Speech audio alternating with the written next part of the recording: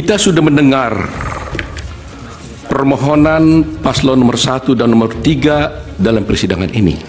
Apa yang disampaikan dalam permohonan tersebut, kita tahu penuh narasi-narasi dan asumsi-asumsi yang sedemikian rupa, yang terkesan untuk menggiring opini, seakan-akan kekalahan dari para pemohon adalah karena adanya kecurangan pemilu.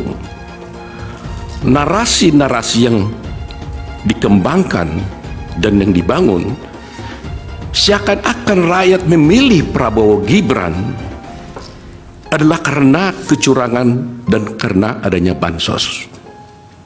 Terus terang, hal ini sangat menyakitkan dan melukai hati masyarakat Indonesia dan menafikan hak mayoritas rakyat Indonesia untuk menentukan pilihannya dengan bebas, karena rakyat Indonesia memilih Prabowo Gibran sebagai presiden karena mereka mencintai dan menginginkan Prabowo Gibran sebagai presiden dan wakil presiden Republik Indonesia. 90% isi dari permohonan itu adalah tentang bansos, dan itu bisa dijawab dengan satu kalimat: bansos itu adalah sah sesuai dengan peraturan, dan MK tidak punya kewenangan menilai bansos. Jadi permohonan dari 01 itu sebenarnya cukup dijawab oleh satu paragraf aja, karena yang lainnya hanya ngoceh sana sini, ya. Hanya satu: bansos itu adalah sah sesuai dengan undang-undang, karena kalau tidak sah KPK udah turun. Ya, 90% surat permohonan itu memakai alasan bansos. Jawabannya ada satu: bansos adalah sah. Oleh karenanya jawaban kamu ngakeh, permohonannya ngoceh dan cengeng. Itu juga asumsi, itu bukan bukti, sesuatu yang harus dibuktikan.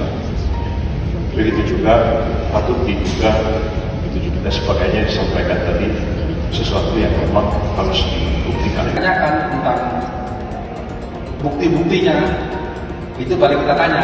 Ini kan belum masuk pembuktian, ini kan proses dalam penyampaian permohonan. Jadi agak kecepatan tuh, mungkin nggak tahu jadwal sidang mungkin.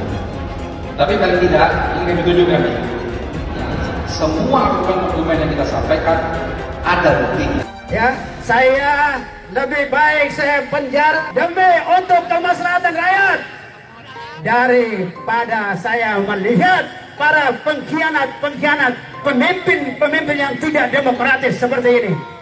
Yang kita lihat hari ini, yang jelas-jelas sudah ada adu domba antara pihak-pihak yang di sana juga termasuk pengkhianat demokrasi. Betul, disuruh didik ya sekolah oleh orang-orang tuanya, bukan menegakkan demokrasi, tetapi kembali sebagai pengkhianat demokrasi. Saya sangat berterima kasih dan sangat menghargai sikap Nasdem setelah pertandingan. Kita bersaing, tapi kita tetap bersahabat, kita tetap satu keluarga, kita tetap cinta tanah air, dan sesudah persaingan, sesudah pertandingan, kita bersatu untuk membangun bangsa Indonesia. Pak Prabowo nawarin ke Pak Surya nggak sih Pak, untuk Pak Surya ayo bergabung? Saya selalu menawari. Saya selalu mengajak. KPU telah mengeluarkan pengumuman resmi yang hasilnya dalam versi KPU telah kita dengar bersama. Atas dasar itu, izinkan kami menyampaikan pernyataan untuk mendakapi proses pemilu yang sejak awal hingga saat ini. Sejak awal, kita semua telah melihat dan menemukan begitu banyak ketidaknormalan, kekurangan, dan pembiaran terhadap proses yang tidak wajar. Kami memutuskan meminta tim hukum Timnas Amin untuk maju ke Mahkamah Konstitusi. Terlalu banyak temuan-temuan tentang proses demokrasi yang tidak berintegritas ini yang telah dikumpulkan oleh tim hukum Timnas Amin. Dan kita semua akan terus menjaga etika demokrasi. Kepemimpinan yang lahir dari proses yang ternodai dengan penyimpangan, dengan kecurangan, akan menghasilkan rejim yang outputnya nanti, keluarannya nanti adalah kebijakan-kebijakan yang penuh dengan ketidakadilan. Kita ingin mengembalikan demokrasi kita menjadi demokrasi yang penuh dengan kewarasan, demokrasi yang mengedepankan adab. Bahkan ada yang ketuanya sudah melanggar kode etik berkali-kali, sudah diberikan sanksi berkali-kali, tapi tetap saja dibiarkan menjalankan perannya. Kemungkinan untuk bisa mendapatkan keadilan itu kemungkinannya amat kecil. Kami berharap pertolongan Allah SWT, pertolongan Tuhan yang Maha Kuasa. Semoga Allah bukakan, Allah teguhkan hati para hakim konstitusi itu. Mari kita terus jalankan perjuangan ini dengan menjunjung tinggi etika. Kita dukung langkah tim hukum. Semoga Allah SWT meridhoi perjuangan kita. Namanya siapa, Mas? Namanya Muslim. Muslim. Mas, ingin tahu kenapa turun aksi sini? Sementara maaf ya, kondisi Mas kan ada kurang ini dengan protap. Karena kan saya mau presiden itu kalau mau menang jujur, jangan curang. Nggak takut, Mas? Kalau ada apa-apa nggak takut? Nggak takut, saya takut kepada Allah, nggak takut siapa. Saya nggak percaya rakyat Sumatera Utara nggak percaya Prabowo menang. Yang percaya Prabowo menang, mendingan pindah agama aja, udah itu aja. Oke, Mas, ada satu kata terakhir, Mas? Ada. Lawan gitu. Yang percaya Prabowo menang, pindah agama. Agamaku Islam, dia nggak percaya. Oke. Terima kasih, Mas. Satu hal ya, saya ngomong terus terangnya di sini ya. Itu kalau nanti PKB katanya akan tetap berani mendukung hak angket, ya, itu Muhaimin Iskandar pasti akan menjadi tersangka, ya. Dan siapa yang akan menjadi pengganti Muhaimin, ya? Yang tadi isunya Menteri Agama, tapi sekarang isunya katanya Gus Ipul, gitu kan? Pak Ahok tidak akan pernah bersatu dengan Pak Anies. Sekarang dia bilang Pak Anies tidak negarawan. Mohon maaf nih, saya juga tak setuju terhadap statement Pak Anies yang bilang pribumi dan segala macam. Saya sangat tidak setuju, saya mengutuk loh kata-kata itu. Anies itu kacang lupa kulit. Jadi gubernur kan yang mendukung Prabowo. Tapi nyatanya menjelek-jelekan Prabowo supaya Prabowo tidak dipilih oleh masyarakat Indonesia. Sifatnya memang jahat. Kalau bisa di dalam sini Pengadilan Jakarta Pusat, silakan datang Jokowi. Saya mau ketemu sama Anda. Saya tidak takut ke Anda ini presiden, bukan presiden, tukang sapu kok. Cukup warga Jakarta yang tahu waktu jadi gubernur DKI. Ini yang warga Jakarta coba deh bersuara di sini. Gimana sih Jakarta semenjak kepemimpinan Pak Anies? Coba kalian nilai dari 1 sampai 10. Komen di bawah. Jujur gue kepo banget nih. Biar warga Jakarta sendiri yang nilai. Maju jadi pilih gubernur Jakarta itu isu untuk mengalihkan perhatian dari persoalan pilpres. Seakan-akan pilpres sudah selesai. Ya kan? Anda jangan terjebak. Ya Pak. Pertama di mana kita ajakannya Pak untuk kerjakan selesai dari Pak? Ya Pak. Tidak ada cerita Ahok dengan Anies. Ketika saya kalah, saya langsung kasih Anies penghargaan, ucapan segala macam. Tapi yang tidak bisa saya terima, ketika Anda menang, Anda pidato memecah belah bangsa, bahwa Jakarta udah kembali ke pangkuan pribumi yang dijajah selama ini. Itu teksnya di mana-mana. Itu sangat memecah belah bangsa. Saya ini asli Indonesia sesuai undang-undang loh. Apa karena saya namanya Ahok? Itu yang tidak betul seorang Anies lakukan. Bagi saya Anies sangat tidak negarawan. Anda udah menang, yes okay gitu loh. Saya juga tidak bawa ke MA, nggak bawa ke MK. Waktu Anda ulang tahun DKI saya juga datang. Tapi kenapa Anda mesti pidato seperti itu? Mana yang lebih bertakwa, Pak Anies, Pak Ganjar, atau Pak Prabowo pada Tuhan? Ini kan tidak bisa kita mengukur. Kayak kita berdua aja sekarang ini kan kita nggak tahu nih mana yang lebih dekat dengan Tuhan gitu kan. Apalagi nanti kalau kita bicara mana yang masuk surga, kan kita nggak tahu. Nah, yang bisa diukur itu sebetulnya adalah kesalehan sosial. Maksudnya apa dampak yang sudah dia berikan untuk masyarakat gitu kan. Makanya sering ada pertanyaan, misalnya kalau dari teman-teman pendukung Anies gitu kan, apa sih prestasinya Pak Prabowo? Ya saya sampaikan, ya Pak Anies itu prestasinya Pak Prabowo gitu loh. Jadi Pak Prabowo itu orang yang pemaaf, dia mudah memaafkan orang. Pak Prabowo itu orang yang juga berani meminta maaf. Jadi setiap akan diperiksa itu ada hambatan politis, psikologis, karena selalu dituding ingin menjegal Anies karena formula itu kan itu psikososial, sehingga KPK itu setiap nyebut mau menyelidiki gitu, orang mau demo, KPK-nya mau dibakar, kalau ini ya untuk menjegal gitu, sehingga ya gamang. Apakah kasus korupsinya ada indikasinya kuat? Laporan BPK itu menyimpulkan formula E tidak boleh dibiayai oleh APBN maupun APBD. Firm itu ya? Firm, karena menurut undang-undang yang boleh dibiayai oleh APBN, APBD itu undang-undang olahraga tertentu yang disukai rakyat secara masif.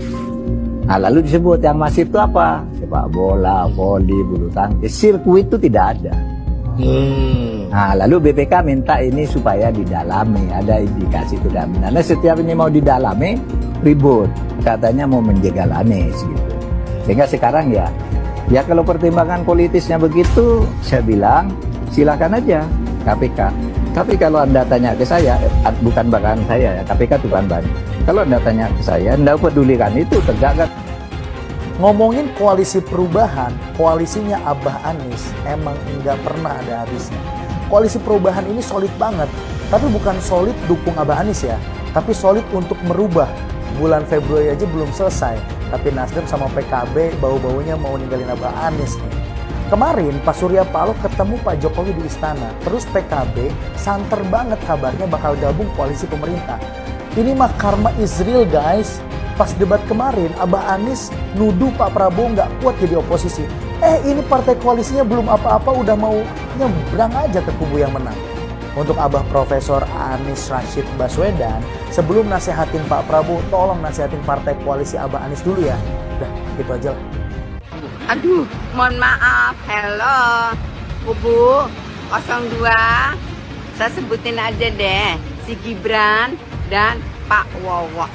Makan gratisnya makan yang apa dulu dong? Minum susu basi. Makan gratis makanan apa dulu? Aduh deh, aduh ya Allah. Zaman gini kok makan gratis. Hai, jangan mau dibodoh-bodohin dengan bocah kencur. Bocah kencur yang nggak ngerti apa-apa. Sekolah aja, mohon maaf tanda kutip, mau memimpin negeri terbesar ini. Hai rakyat, sadar kalian, jangan cuma dimakan gratis. Hello, sadar kalian, cerdas. No. Nggak setuju? Tidak setuju. Makan gratis nggak setuju. Makan gratis kami masih sanggup. Namanya kami makan, kami hidup. Kalau kalian setuju dengan makan gratis, karena hidup kalian berarti tergantung oleh kubu 02. Berarti kalian bodoh. Mantap. Oke Bu. Oke, jangan. Ibunya semangat banget nih guys. Bu, Allah bilang apa? Qatiluhum, lawan mereka. Betul, kita harus revolusi. Allah yang bilang, yu'adzibumullah, Allah yang akan mengazab mereka. Tapi kita harus turun yang banyak. Turun 2 juta orang. Semua nanti tanggal berapa kita rame-rame turun. Ini perintah Allah. Karena mereka sudah zalim, mereka sudah jahat, maka Allah perintah qatiluhum, yu'adzibumullah biaidikum. Allah akan hancurkan mereka. Tapi lewat tangan kita ngapain?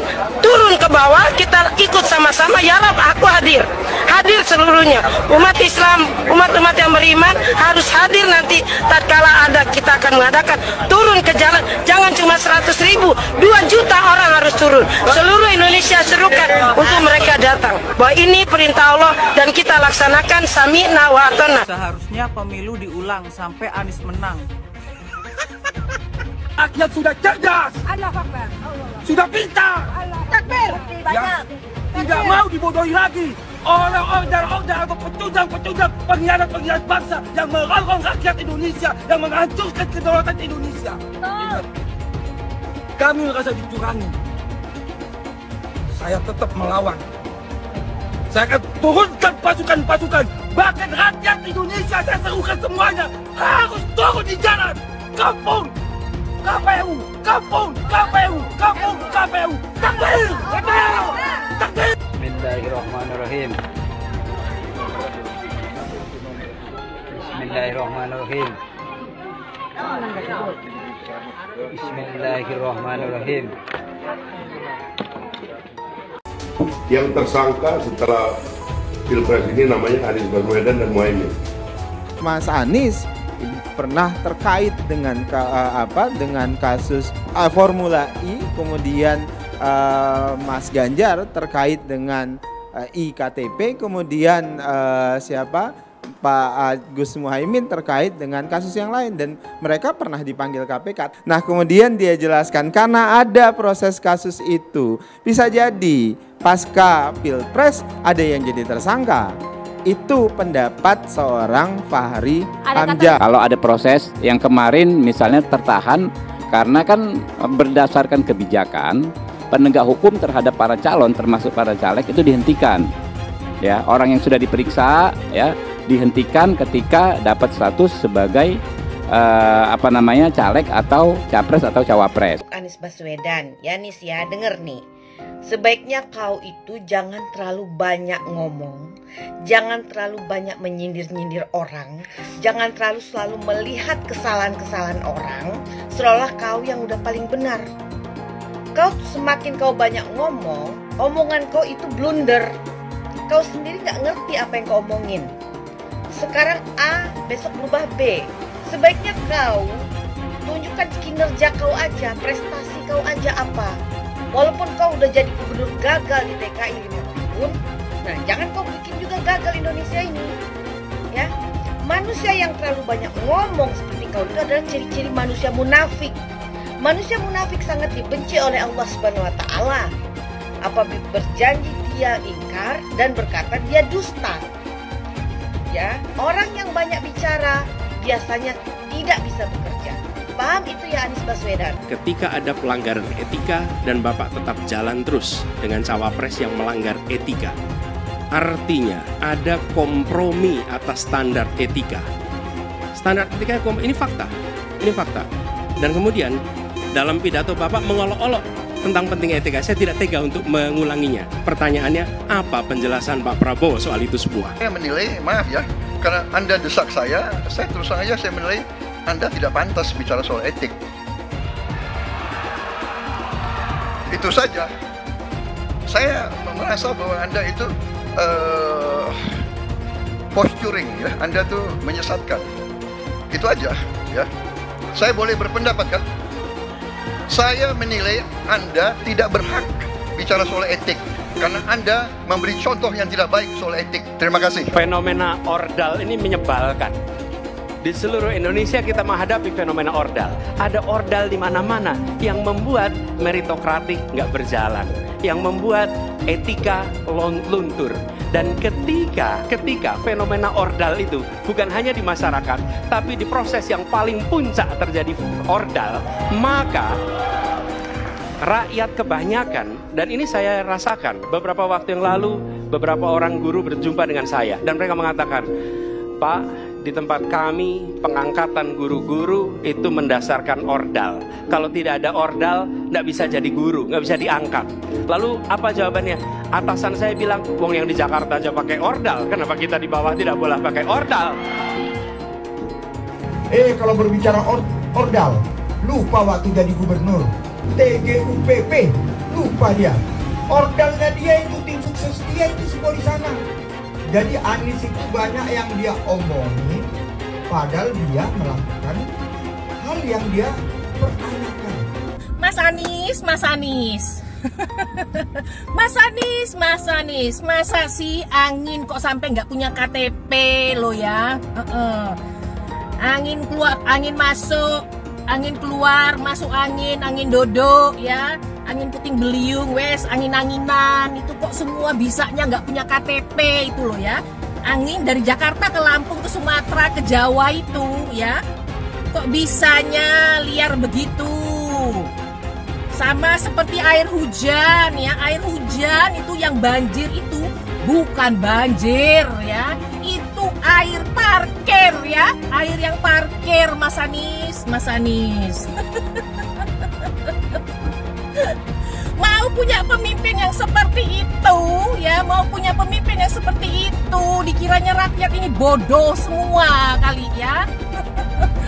Air hujan jatuh ke bumi, nggak boleh masuk gorong-gorong. Yang banjir itu bukan banjir, itu parkir, Mas Anies, Mas Anies. Mas Anies pernah jadi gubernur 5 tahun di DKI.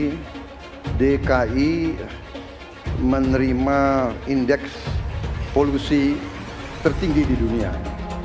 Bagaimana dengan anggaran 80T, Pak Anies sebagai gubernur tidak dapat berbuat sesuatu yang berarti untuk mengurangi polusi. Terima kasih. Polusi udara tak punya KTP, angin tak ada KTP-nya. Angin itu bergerak dari sana sini. Ketika polutan yang muncul dari pembangkit listrik tenaga uap mengalir ke Jakarta, maka Jakarta punya indikator, karena itu Jakarta mengatakan ada polusi udara. Ya susah kalau kita menyalahkan angin dari mana saja ya. Kalau kita dengan gampang menyalahkan angin, hujan dan sebagainya, ya mungkin tidak perlu ada pemerintahan kalau begitu ya. Mas Anies, Mas Anies.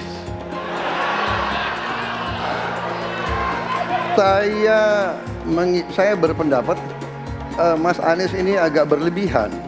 Mas Anies mengeluh tentang demokrasi ini dan itu dan ini. Mas Anies dipilih jadi gubernur DKI menghadapi pemerintah yang berkuasa. Saya yang mengusung Bapak.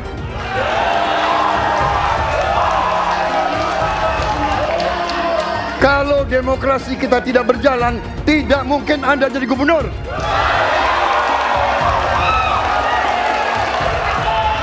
Kalau Jokowi diktator, Anda tidak mungkin jadi gubernur. Saya waktu itu oposisi, Mas Anies. Anda ke rumah saya, kita oposisi, Anda terpilih. Apa yang bisa diharapkan dari Anies? Nggak ada. Jakarta amburadul. Mimpin Jakarta aja amburadul, apalagi mimpin Indonesia. Anies itu perbual. Kayak mana apa karena perbual itu? Pembohong. Pembohong itu Anies itu. Gak usah dengar itu. Nggak layak jadi pemimpin. Apalagi jadi presiden. Di Jakarta aja kamu tengok itu amburadul. Di Jakarta tingkat kemiskinan tinggi. Pembangunan apa yang bisa dibangun Jakarta? Satu puskesmas pun bangunnya nggak ada. Masjid aja nggak ada dibangun. Mau ibadah. Di mana-mana kelebihan bayar. Apa yang bisa dibangun Anies? Satu aja nggak ada. Satu saja tunjukkan apa yang bikin Anies dibangun di Jakarta. Ganjar belum kampanye saja tetap di atas, apalagi sudah kampanye. Anies yang sudah keliling Indonesia, yang naik jet pribadi, keliling, jangankan naik, makin nyungsep ke bawah. Masyarakat sudah tahu siapa Anies. Anies, siapa belakangnya? Oligarki, satu. HTI, FPI. Masyarakat Indonesia bukan cari orang Yaman. Indonesia mencari nyaman. Anies ini keliling-keliling Indonesia mau ngapain sih? Bingung saya ngelihat. Menawarkan perubahan tapi tanpa konsep dan gagasan. Apa yang mau dirubah dan perubahannya seperti apa? Apakah akan merubah negara Pancasila menjadi negara khilafah juga nggak jelas. Jadi perubahan apa yang mau ketawarkan Nis? Jadi jangan berharap dapat lotre lah Nis, tiba-tiba jadi presiden Indonesia. Nggak, Indonesia ini terlalu luas, terlalu besar. Jangan bermimpi lah. Bicara ke sana ke sini keliling Indonesia seolah-olah paham dan mengerti masalah negara. Lawang jadi gubernur aja 5 tahun kamu nggak ngerti masalah Jakarta. Apa yang kamu lakukan dengan Jakarta? Nggak ada Nis, nggak ada. Masalah Jakarta segitu banyak tak satu pun yang selesai. Yang ada malah kerusakan bertambah. Anies hendak jadi presiden, hendak mengadakan perubahan. Perubahan apa nak kau buat? Nak kau balik Indonesia ini telontang jadi telangkup. Yang sudah maju dipandang mata dunia, hendak kau manakan lagi? Apa yang Makanya kalau nak baca itu pidato tuh, hendak merubah Indonesia, sebutkan apa yang hendak dirubah. Jangan kata rubah ada, tapi yang hendak dirubah tak ada. Serupa dengan rekam jejak. Lihat rekam jejak. Apa rekam jejak kau di Jakarta? Apa yang kau jaga di Jakarta? Bukan yang ada kalau jaga di Jakarta, kau bilang rekam jejak, sekam pidato, rekam jejak saja. Gaya orang nangkuk kau bodoh-bodoh saja, orang nak pidato kau bodoh-bodohan. Kau anggap orang Indonesia ini bodoh semua, yang pintar orang Yaman. Nantau kau Yaman kalian nantau. Bila ingin melihat apa yang akan dilakukan seseorang ke depan, maka lihatlah rekam jejaknya. Karena rekam jejaknya adalah prediktor terbaik untuk masa depan. Saya mensyukuri kenapa kalah, kenapa ditahan. Saya bersyukur atas itu semua. Saya coba bayangkan ya, kalau seandainya waktu itu kita menang gitu ya, hari ini belum tentu kita bisa nikmati seperti ini. Kita bersyukur 5 tahun Tuhan izinkan kasih ke orang yang pintar ngomong untuk kerja. Coba kalau kita bayangkan gitu ya, kalau kemarin saya masih jadi gubernur, ini saya udah turun ini. Tapi yang pintar ngomong itu dikira orang hebat kan? Ini lebih berbahaya tahun 2024, langsung ketahuan karakternya. Langsung ketahuan itu. Di saya juga ada kutipan Pak di kamar saya Pak.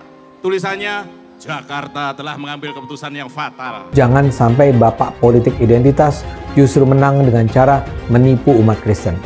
Jadi kalau sekarang umat Kristen mendukung Anies, mereka akan membayar mahal kerelaannya untuk menukar iman hanya untuk kepentingan sesaat. Kita tahu Anies lahir dari apa? Politik identitas. Yang dia dulu melabeli kafir semuanya kepada yang non-muslim. Saya mintalah kepada muslim yang waras dan kepada kelompok minoritas. Janganlah Anda memilih pemimpin yang berkarakter seperti Anies. Elektabilitasnya Anies merosot ya seiring mulai terkuaknya kontroversi dari kepemimpinan Anies di Jakarta. Gen Z juga tahu kalau Anies adalah sosok yang didukung kelompok intoleran yang membuat Pilgub DKI 2017 menjadi sangat kotor.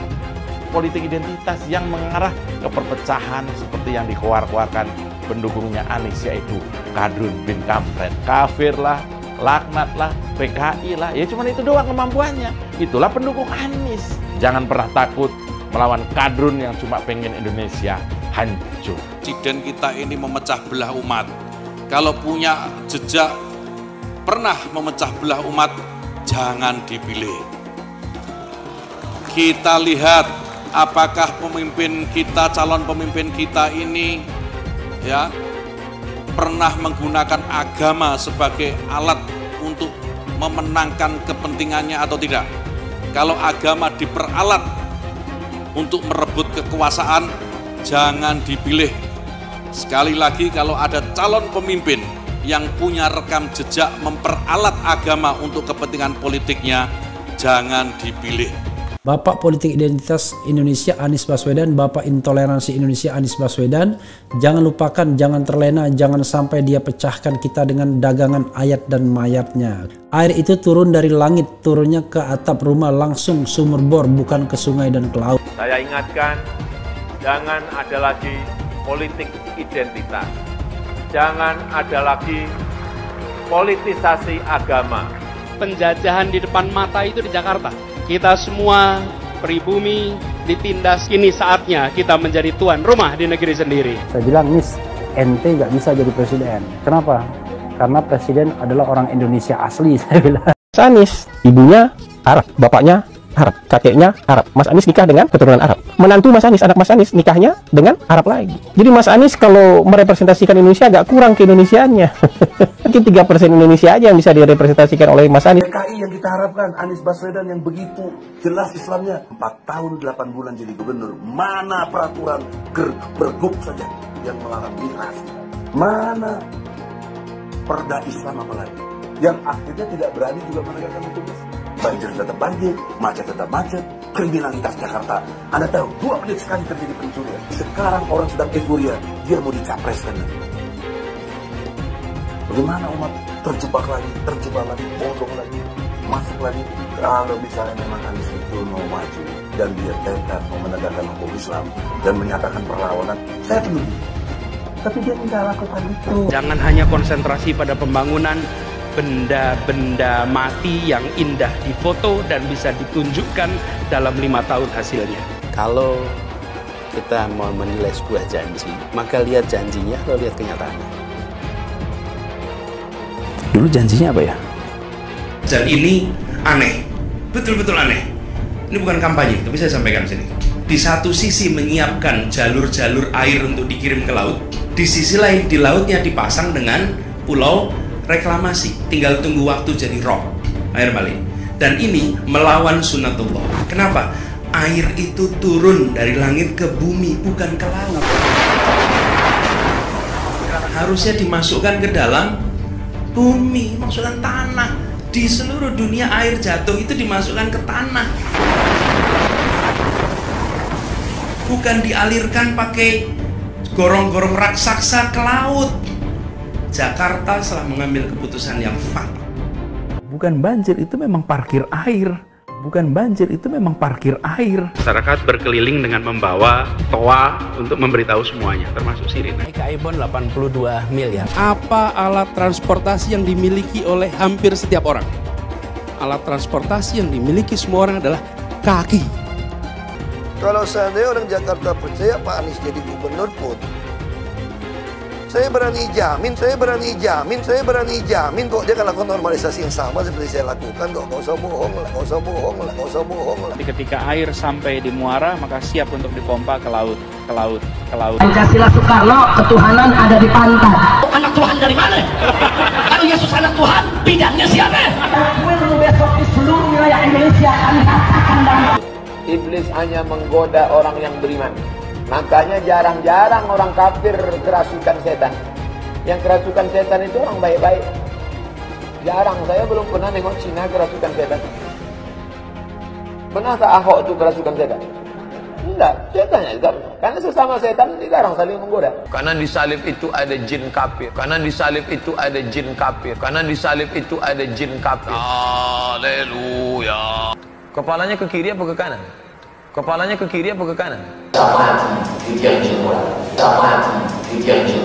Tetap percaya salib itu lambang mulia, bukan jin.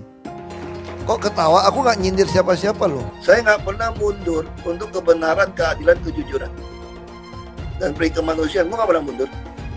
Dan gue nggak pernah takut juga sama lu. Siapapun yang rasis, gue akan hadapin. Karena rasis itu tidak berperi kemanusiaan. Sama saya ditanya dulu kan, kamu nyesel nggak statement kamu di Pulau Seribu sehingga masih masuk penjara? Tidak pernah nyesel. Karena saya mengatakan kebenaran. Hai semua, dengan saya Jonas Leong. Terima kasih banyak buat kalian penonton setia yang selalu menonton di channel ini. Saya secara personal sangat menghargai waktu kalian. Dan saya sudah menganggap kalian sebagai family karena kalian selalu support di channel ini. Bagi kalian yang selalu menuliskan opini kalian di kolom komen, saya baca komen kalian satu persatu. Saya baca komen kalian untuk mengetahui opini kalian, tanggapan kalian, dan masukan kalian sangat berguna untuk video selanjutnya. Terima kasih banyak buat kalian yang selalu menekan tombol like di awal video. Video seperti ini membutuhkan waktu dan juga research. Dan ini semua gratis untuk kalian. Jadi pastikan kalian menekan tombol like-nya, supaya saya mengetahui kalian menyukai konten yang saya bagikan. Kemana sih Pak Jokowi nanti setelah sudah nggak jadi presiden? Pertanyaan ini sekarang agak sulit dijawab, kemana Pak Jokowi setelah nggak jadi presiden. Emang sih, setahun belakangan ini kita agak susah mempercayai statement Jokowi, apalagi yang berkenaan dengan kekuasaan. Sudah sering kita dengar statement Jokowi yang bilangnya A, nggak taunya dia lakukan B.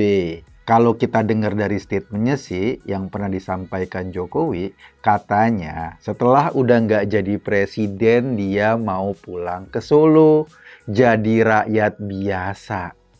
Pertanyaannya, siapa yang percaya dengan omongan itu? Jadi, kata-kata Jokowi yang mau kembali ke Solo, mau jadi rakyat biasa setelah nggak jadi presiden, sekarang kok rasanya hambar, susah juga dipercaya. Pertanyaan penting lagi yang bisa kita ajukan, apakah Pak Jokowi akan membiarkan Gibran berjibaku sendiri di posisinya sebagai wapres? Berharap dari Gerindra jelas nggak mungkin, karena itu kan partainya Prabowo. Sementara Gibran harus meningkatkan positioning bargainingnya di depan Prabowo. Mungkin aja nanti Gibran bakal dima'ruf aminkan oleh Prabowo. Artinya dia nggak dikasih akses apa-apa, nggak diberi peran yang signifikan. Karena memang secara konstitusi, fungsi dan kedudukan wapres memang cuma jadi ban serepnya presiden. Kalau itu yang terjadi, Gibran beneran dima'ruf aminkan, kan bakal runyam masa depan politik keluarga Jokowi. Apalagi berharap dari PDIP, kan nggak mungkin juga. Meskipun sampai sekarang nggak jelas apakah Jokowi dan Gibran sudah keluar dari PDIP atau masih kader. Nggak jelas sampai sekarang. Di Gerindra juga sudah berderet para politisi yang kayaknya udah nggak sabar deh mau ikutan menikmati kemenangan Prabowo. Maklum, udah berkali-kali nyapres, baru kali ini rasanya mungkin dia akan dinobatkan sebagai pemenang. Terus partai apa yang memungkinkan dimanfaatkan atau dijadikan kendaraan Jokowi untuk membackup Gibran? Atau barangkali Gibran sendiri ada di partai itu? Jawabannya mungkin Golkar. Karena itu sekarang ini udah rame kabar tentang suara-suara Jokowi dan Gibran untuk berlabuh ke Golkar. Katanya ada 2 kursi yang mungkin bisa ditempati Pak Jokowi. 1 ketua Dewan Penasehat, yang kedua ya langsung ketua umum. Tapi harus diingat, untuk kursi ketua umum, Pak JK, Yusuf Kalla, yang pernah menjadi ketua Golkar sudah wanti-wanti. Ingat ya, ADART Golkar itu mengatakan ketua umum hanya bisa ditempati oleh orang yang sudah 5 tahun menjadi kader Golkar dan ada dalam kepengurusan Golkar. Pertanyaannya, Pak Jokowi udah 5 tahun belum jadi kader Golkar? Nah, apakah Erlangga yang punya prestasi menaikkan suara partainya akan disorong lagi menjadi ketua umum? Iya, karena beberapa DPD sudah mencalonkan Erlangga. Kalau Erlangga sudah didorong lagi menjadi ketua umum, terus gimana dong posisinya Pak Jokowi yang kabarnya juga mau masuk Golkar? Pak Abu Rizal Bakri yang juga pernah jadi ketua Golkar menyarankan itu. Kalau Pak Jokowi ngotot mau jadi ketua Golkar, ya tinggal diubah ADART-nya. Siapa yang mengubah ADART? Keputusan Munas. Jadi di Munas itu diputuskan tok. Tidak harus 5 tahun. Nah, itu kalau Pak Jokowi mau duduk sebagai ketum Golkar. Selama ini kita tahu Pak Jokowi itu partainya PDIP. Belakangan ini saja dia galau mau ke partai yang mana. Kalau dia pingin berlabuh ke Golkar dan merebut kursi ketua umum, maka ada 2 kemungkinan. Dia itu mengubah ADART yang harus disepakati oleh semua peserta Munas. Jadi ADART berubah. Tidak lagi harus 5 tahun menjadi pengurus atau menjadi kader, tetapi boleh 2 hari saja. Seperti Kaesang yang menjadi ketua umum PSI. Kan cukup 2 hari dapat kartu anggota lalu jadi ketua umum. Nah, apakah Golkar akan mengikuti PSI? Kita nggak tahu. Pertarungan memperebutkan Golkar ini akan jadi sangat menarik. Karena justru akhirnya pertarungan Golkar ini menjadi proksi atau konflik proksi gesekan yang sesungguhnya, yaitu gesekan faksi Jokowi dan gesekan faksi Prabowo di pemerintahan yang akan datang. Jika saja Jokowi berhasil mengambil alih Golkar, ia punya kendaraan yang pada akhirnya bisa membackup posisi Gibran. Tetapi jika dia gagal, kayaknya Jokowi harus belajar ikhlas, kembali ke Solo. seperti yang disampaikan atau yang pernah disampaikan kepada masyarakat setelah ia nggak jadi presiden. Ia mau kembali ke Solo menjadi rakyat biasa. Kemungkinan satu-satunya yang menggunakan politik identitas adalah hanya Anies Baswedan. Pertanyaan itu lantas saja menimbulkan amarah di kubu Anies, salah satunya dari kelompok khilafah. Orang kepercayaan Anies menyatakan politik identitas adalah framing yang selalu dibangun untuk menyudutkan, padahal selama kepemimpinan Anies Baswedan sebagai gubernur tidak sekalipun Anies membeda-bedakan warga berdasarkan agama dan ras. Buat saya, apakah benar menyebut politik identitas itu adalah sekedar framing untuk menyudutkan Anies? Saya akan membantah pernyataan itu. Kubu Anies terus berusaha mengaburkan makna politik identitas. Mereka berulang kali bilang bahwa identitas adalah hal yang alamiah dalam kehidupan manusia. Jadi apa salahnya dengan menonjolkan identitas keislaman seorang calon presiden? Tapi saya yakin Anies tahu yang dimaksud dengan politik identitas adalah politik yang menggunakan agama sebagai alasan mengapa seorang kandidat harus dipilih atau mengapa seorang kandidat jangan dipilih. Politik identitas ini sangat berbahaya. Politik identitas membuat masyarakat menjadi tidak rasional dalam berpolitik. Yang menjadi faktor utama dalam politik identitas adalah agama.